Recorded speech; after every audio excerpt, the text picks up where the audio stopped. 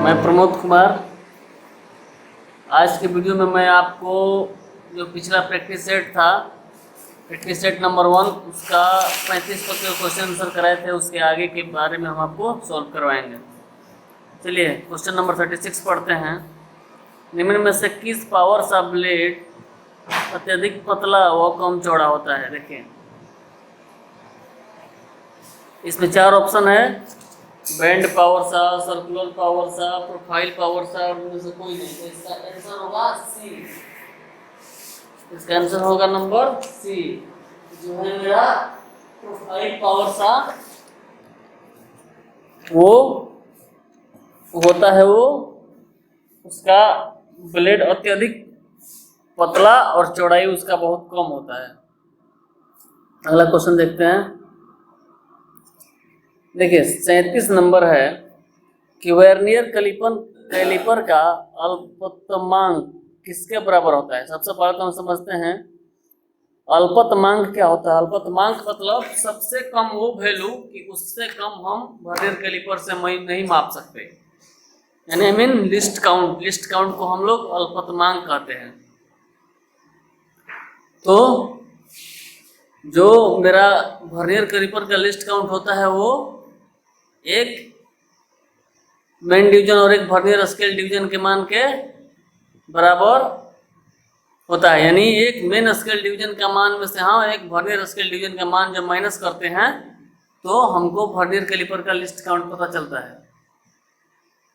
वैसे vernier caliper 2 स्केलों के अंतर पे कार्य करता है। अगला क्वेश्चन हम लोग देखते हैं। वर्नियर कैलिपर में 25 विभाजन होते हैं और 0.5 mm उप विभाजन वाले स्केल से मेल खाते हैं। वर्नियर स्केल विभाजन का मान क्या होगा? देखिए बहुत ही बढ़िया क्वेश्चन है कि 25 वर्नियर स्केल पे, जो वर्नियर स्केल को 25 भाग में बटा होता है और 0.5 mm ग्रेजुएशन वाला मेन स्केल पे 0.5 mm का जो ग्रेजुएशन होता है उससे मेल खाता है, तो वर्नियर स्केल विभाजन का मान क्या होता है? ये देखिए, ये होता है 0.98 मिलीमीटर, यानी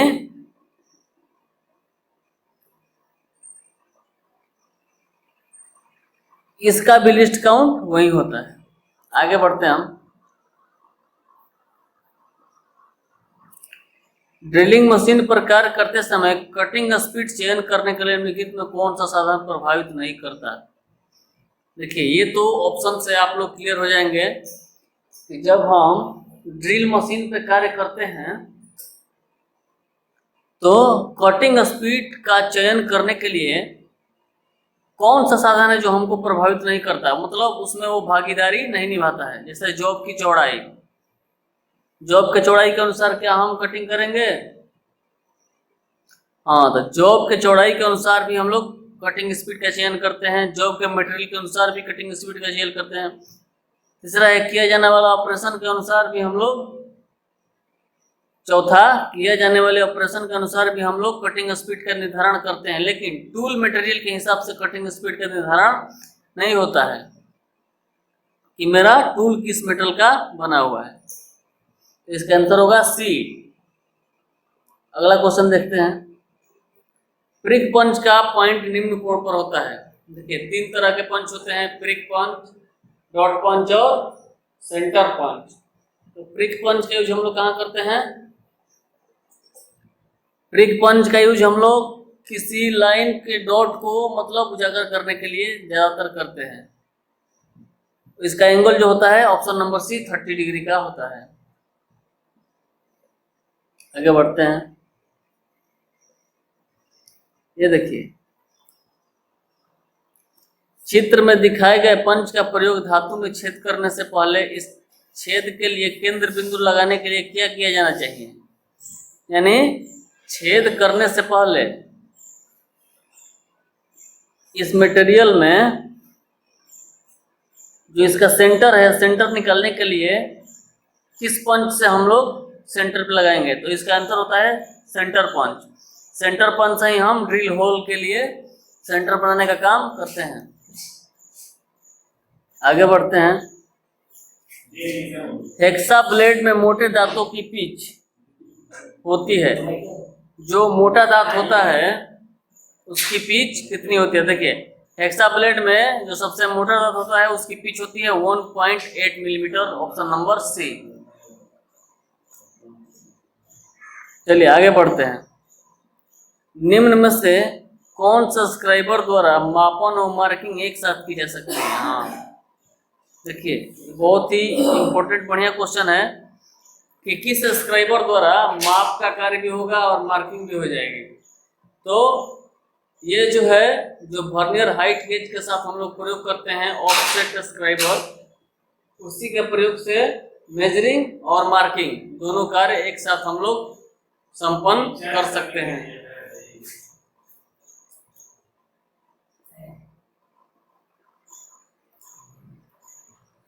अगला क्वेश्चन देखते हैं।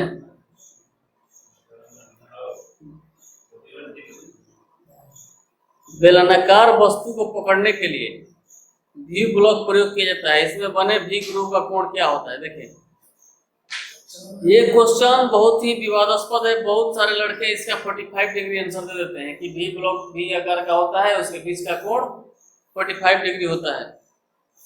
तो मैं आपको एक चीज क्लियर करना चाहूंगा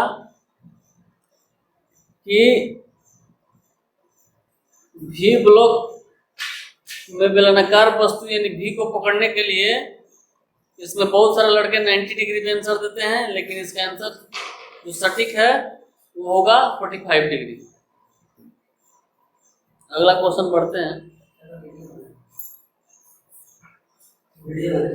धातु में तन्यता गुण दर्शाता है। देखिए, धातु में तन्यता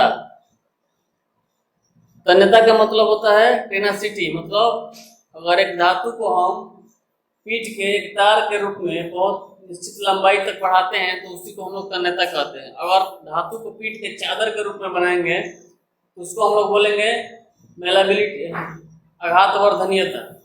चादर के रूप में जब इसको बनाएंगे तो उसको बोलेंगे मेलाबिलिटी, आघातवर्धनीयता। तो इसका आंसर होगा ए। 45 का आंसर होगा है, क्योंकि धातु में तन्यता का गुण ये दर्शाता है कि धातु को खींचकर एक तार बनाया जा सके। क्लियर? आगे बढ़ते हैं।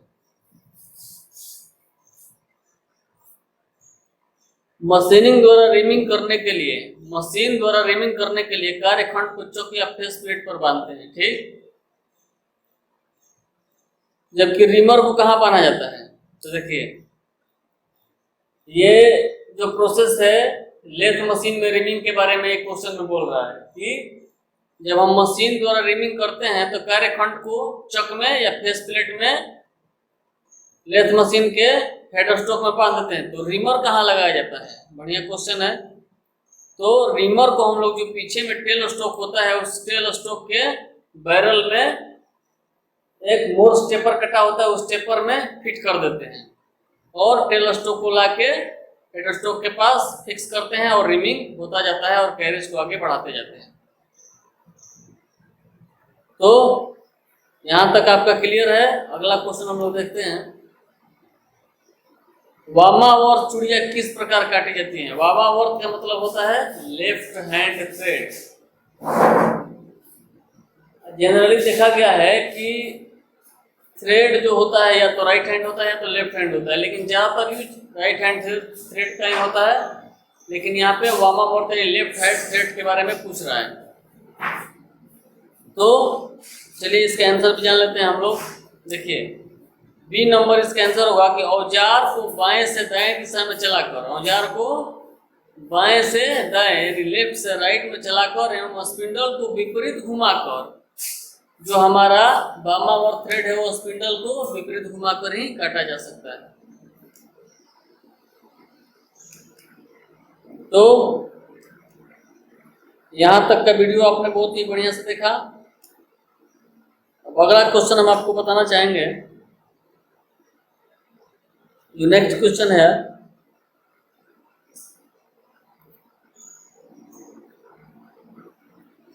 देखिए इसमें दिया हुआ है कि टेप एक्सट्रैक्टर टूल का प्रयोग जॉब में खाली स्थान किया जाता है।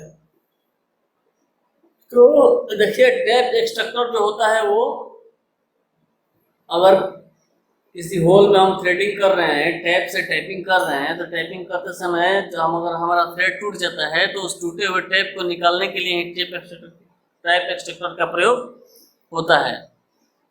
टैप एक्सट्रैक्टर में 4 ठो नोज निकले होते हैं जो जाके टैप का जो फ्लूट होता है उस फ्लूट में फंस जाते हैं और उसको एंटी क्लॉकवाइज डायरेक्शन में घुमा के टैप को बाहर निकाल लिया जाता है।